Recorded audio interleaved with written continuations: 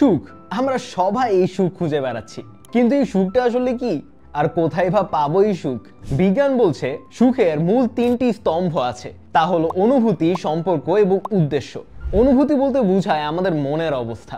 আমাদের মস্তিষ্কে ডোপামিন এবং সেরোটোনিন নামে দুটি রাসায়নিক নিঃসৃত হয়, যা আমাদেরকে আনন্দ দেয়। তাই সুখ শুধুমাত্র বাহ্যিক নয়, এটি একটি ইন্টারনাল কেমিক্যাল রিয়াকশন। সম্পর্ক আরেকটি গুরুত্বপূর্ণ বিষয়।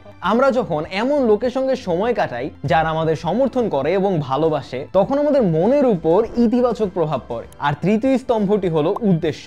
আপনি যদি জীবনের একটি লক্ষ্য না রাখেন, তাহলে সুখ অনেকটাই অধরা থেকে যায়। একটি লক্ষ্য থাকা মানে এমন কিছু তৈরি করা যা আপনার জীবনে একটি অর্থ যোগ করে। কিন্তু সুখের আরেকটি গুরুত্বপূর্ণ দিক হলো নিজেকে গ্রহণ করা। অনেক সময় আমরা অন্যের সাথে নিজেকে তুলনা করি এবং সেই তুলনার কারণে আমরা নিজেদেরকে খাটো মনে করি, এবং নিজেকে ভালোবাসা ও নিজের জন্য কৃতজ্ঞ থাকা আমাদের সুখী হওয়ার আরেকটি অন্যতম কারণ।